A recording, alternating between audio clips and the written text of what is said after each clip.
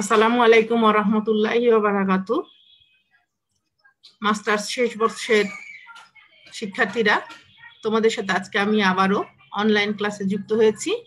আশা করি তোমরা সকলে ভালো আছো এবং নিয়মিতভাবে অন্যান্য শিক্ষকদের ক্লাস করছো এবং পড়াশোনা চালিয়ে যাচ্ছ এবং করোনাকালীন সময়ে স্বাস্থ্যবিধি মেনে নিজেকে সুরক্ষিত রাখছো এবং তোমাদের পরিবারকেও সুরক্ষিত রাখার চেষ্টা করছো। আমরা তোমাদের সাথে যে ক্লাসটি নিয়ে থাকি মাস্টার্সের প্রথম ক্লাস, ইসলামের সামাজিক এবং অর্থনৈতিক ইতিহাসের ইসলামের অর্থনৈতিক ইতিহাস পর্যায়টা আমি তোমাদের সাথে পড়াই। তো সেইখানটায় আমরা পড়াবো এবং সেখানে আমরা ধারাবাহিকতায় আমরা আজকে উত্তরাধিকারী আইন আমরা সেখানটায় পড়াবো।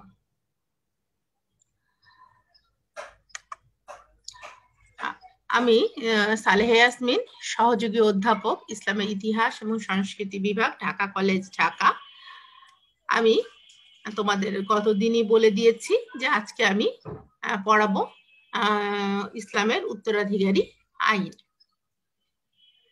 এই উত্তরাধিকারী আইন যদি এখন আমরা পড়াতে যাই, সেটা বলতে যে প্রথমেই যেটা আসলে বলতে পারি যে মানুষ আসলে সবাই প্রত্যেক মানুষই মৃত্যুর সময় স্বাভাবিকভাবেই তার সন্তান সন্ততি ও নিকট আত্মীয় পরিজনদের সচ্ছল অবস্থায় রেখে যেতে চায়। পক্ষান্তরে ব্যক্তির মৃত্যুর পর তার রেখে যাওয়া যোগ্য লোকজন যদি সহসা নিঃস্ব এবং অসহায় হয়ে পড়ে, তাহলে তাদের ভরণ পোষণের সমুদয় দায়িত্ব আকস্মিকভাবে সমাজের উপর এসে যায়। এতে তারা সমাজের কাছে বোঝা হয়ে যায়। অন্যদিকে সমাজের পক্ষে তাদের দায়িত্ব পালন করাও সহজ হয় না। মহানবী সাল্লাল্লাহু আলাইহি সাল্লাম বলেন, উত্তরাধিকারীদেরকে সচ্ছল ও মুখাপেক্ষীহীন রেখে যাওয়া তাদেরকে নিঃস্ব ও দরিদ্র রেখে যাওয়া অপেক্ষা অনেক উত্তম।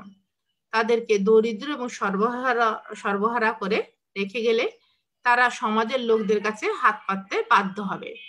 এটা বুখারী শরীফের হাদিসে রয়েছে। আমরা দেখি ইসলামী উত্তরাধিকারী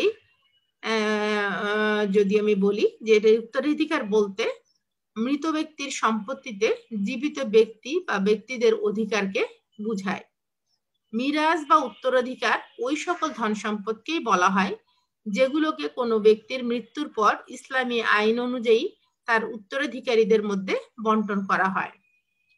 মৃত ব্যক্তির ওসিয়ত অনুযায়ী যে সম্পদ অন্য কোনো লোককেও তার ন্যায্য অধিকার ছাড়া দেওয়া হয়, সেগুলোকে উত্তরাধিকারের অন্তর্ভুক্ত রয়েছে বলে আমরা মনে করতে পারি।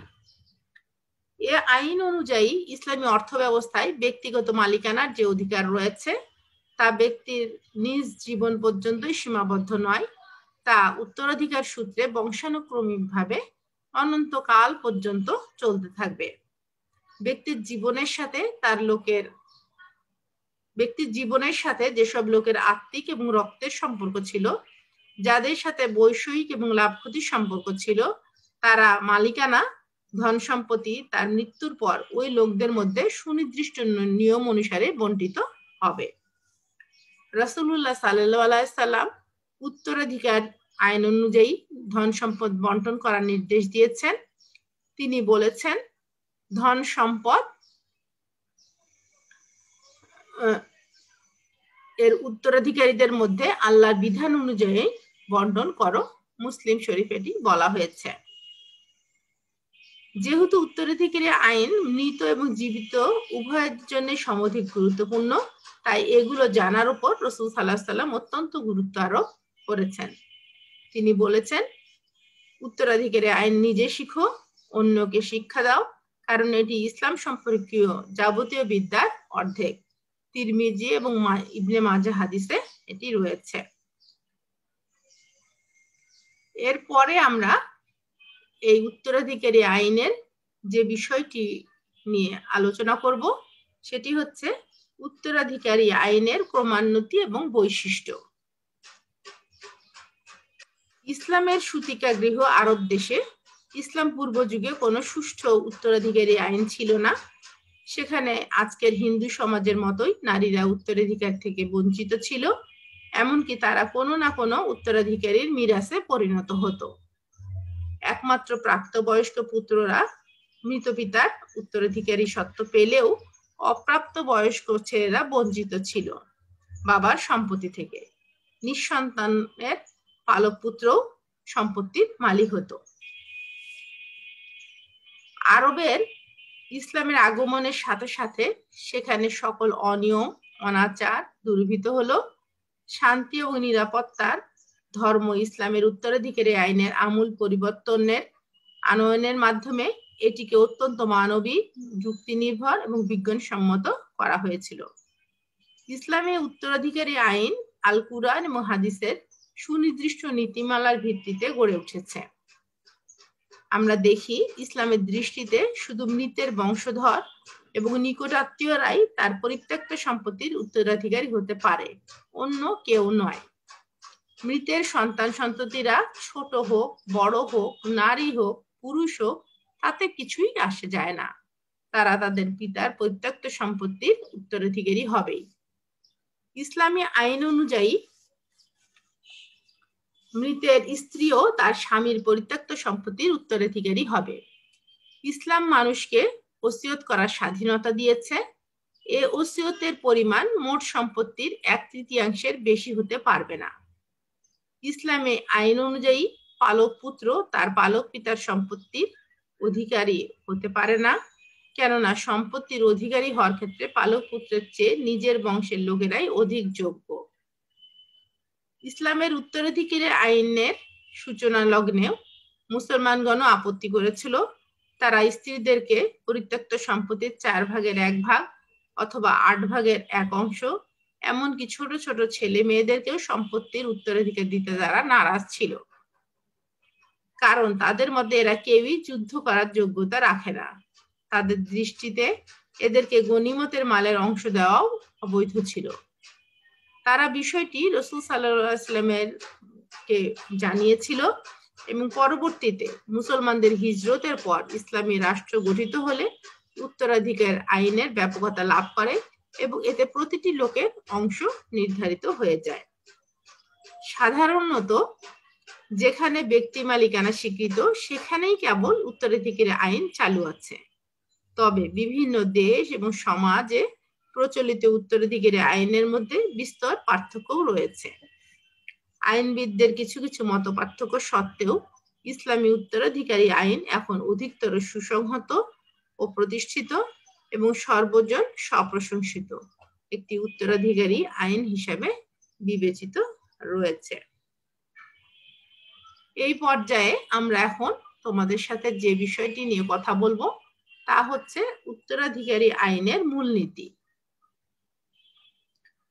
ইসলামে উত্তরাধিকার আইনের মূলনীতি হলো কোনো ব্যক্তির জীবদ্দশায় যে অর্থ সম্পদ তার মালিকানাভুক্ত রয়েছে তার মৃত্যুর পর এগুলো তার আর কেন্দ্রীভূত থাকার প্রয়োজন নেই। এগুলো তার আত্মীয় স্বজনের মধ্যে বন্টন করে দিতে হবে। মৃত ব্যক্তির সম্পত্তি তার পিতামাতা, সন্তান সন্ততি এবং তার স্ত্রী বা স্বামীর মধ্যে নির্ধারিত নিয়ম অনুযায়ী বন্টিত হবে। পিতামাতা এবং সন্তান সন্ততি না থাকলে তার সহোদর এবং বৈমাত্রীয় বা বৈপত্রীয় ভাই বোনদের অংশ দিতে হবে। ইসলামের উত্তরাধিকারী আইনের মূলনীতি পবিত্র কোরআন শরীফে সূরা নিসায় বলা হয়েছে, পিতামাতা এবং নিকটাত্মীয়দের পরিত্যক্ত সম্পত্তিতে পুরুষদের নির্দিষ্ট অংশ রয়েছে এবং পিতামাতা এবং নিকটাত্মীয়দের পরিত্যক্ত সম্পত্তিতে স্ত্রী লোকদেরও নির্দিষ্ট অংশ রয়েছে। প্রত্যেকের জন্য এই অংশ সুনির্দিষ্ট, পরিমাণে তা কম হোক অথবা বেশি হোক। এই ব্যাখ্যায় আমরা 3টি মূলনীতির সন্ধান পাচ্ছি। প্রথমত, পিতামাতা এবং নিকটাত্মীয়গণ স্থাবর এবং অস্থাবর যে সম্পত্তি রেখে যাবে তাতে তাদের উত্তরাধিকারীদের অংশ রয়েছে। এ সকল সম্পত্তি অবশ্যই উত্তরাধিকারীদের মধ্যে বন্টন করে দিতে হবে। পিতামাতা দ্বিতীয়ত, পিতামাতা এবং নিকটাত্মীয়দের সম্পত্তির অংশ নারী পুরুষ সকলকেই অর্জন করতে হবে, সেখানে কোনো বাধা নাই। স্ত্রী লোকদেরকেও তাদের অধিকার থেকে বঞ্চিত করা যাবে না এবং এমন কোনো নিয়ম চালু করা যাবে না যাতে উত্তরাধিকার সূত্রে প্রাপ্ত সম্পত্তি ভোগ ব্যবহার করার অধিকার থেকে কাকেও বঞ্চিত হতে হয়। তৃতীয়ত, উত্তরাধিকারী আইনের মূলনীতি হলো সর্বাপেক্ষা অধিক নিকটবর্তী উত্তরাধিকার লাভের ক্ষেত্রে সর্বাগে থাকবে। উদাহরণ হিসেবে বলা যেতে পারে যে মৃত ব্যক্তির পিতা এবং পিতামহ জীবিত থাকলে উত্তরাধিকার লাভের ব্যাপারে পিতাই অগ্রগণ্য হবে, কারণ উভয়ের মধ্যে পিতাই মৃত ব্যক্তির নিকটতম আত্মীয়। অনুরূপভাবে পুত্র এবং পৌত্র বর্তমান থাকলে পুত্রই উত্তরাধিকার লাভ করবে, পৌত্র তা পাবে না, কারণ পুত্রই পৌত্র অপেক্ষা মৃত ব্যক্তির বেশি নিকটবর্তী। ইসলামের উত্তরাধিকারী আইন একটি সুসংহত, সুপ্রতিষ্ঠিত এবং বিজ্ঞানসম্মত আইন হিসাবে বিবেচিত। সংক্ষেপে ইসলামের উত্তরাধিকার আইনের কতিপয় ধারা আমরা আলোচনা করব, যেগুলো আমরা দেখছি যে কুরআন এবং হাদিসে সর্বসম্মতভাবে গৃহীত হয়েছে। আমরা যে কথাগুলি এই উত্তরাধিকার আইনের মূলনীতি বিষয়ে বললাম, সেটি ধারাবাহিকতায় আমরা যদি বলতে পারি যে ইসলামী শরীয়তের বিধান অনুযায়ী 3 ধরনের ব্যক্তি উত্তরাধিকার থেকে বঞ্চিত হবে। প্রথমত, হত্যাকারী নিহত ব্যক্তির উত্তরাধিকারী লাভ করতে পারে না। রাসূল সাল্লাল্লাহু আলাইহি ওয়াসাল্লাম বলেছেন, হত্যাকারী নিহত ব্যক্তির উত্তরাধিকারী লাভ করতে পারবে না, ইবনে মাজাতে। দ্বিতীয়ত, ধর্মের বিভিন্নতার কারণে একজন অপরজনের উত্তরাধিকার থেকে বঞ্চিত হবে। এক্ষেত্রে মহানবী সাল্লাল্লাহু আলাইহি ওয়াসাল্লাম বলেন, মুসলমান ব্যক্তি কাফেরের এবং কাফের ব্যক্তি মুসলমানের উত্তরাধিকার হতে পারবে না। তৃতীয়ত, দেশ এবং রাজ্যের বিভিন্নতার কারণেও এক ব্যক্তি অপর ব্যক্তির উত্তরাধিকার থেকে বঞ্চিত হবে। তবে বিভিন্ন সময় আমরা দেখেছি যে আসলে এগুলো কিছু পরিবর্তন এসেছে। আমরা আগামী দিনে যে বিষয়টি পড়ব সেটি হচ্ছে ওসিয়ত। আমরা তোমাদেরকে সাথে আলোচনা করেছি এর আগে যে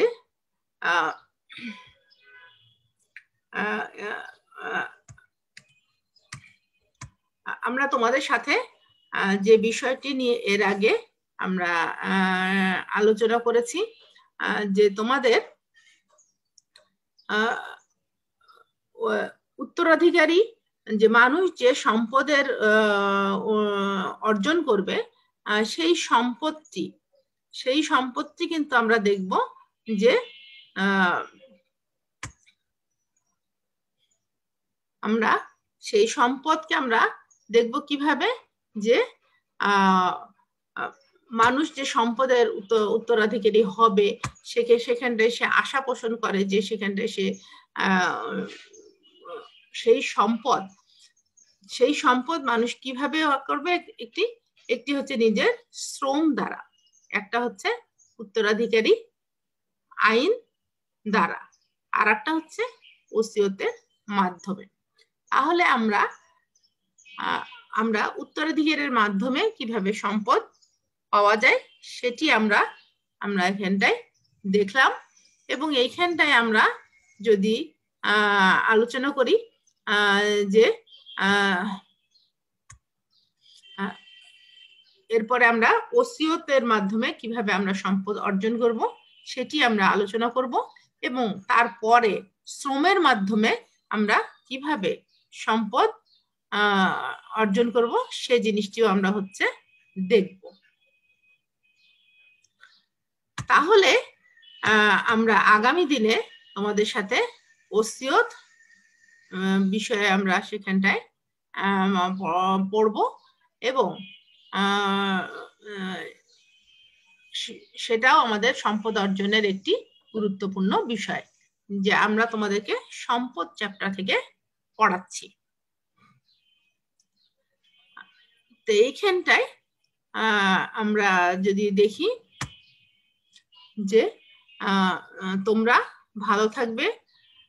দেশে থেকে আসলে করোনা যাচ্ছে না,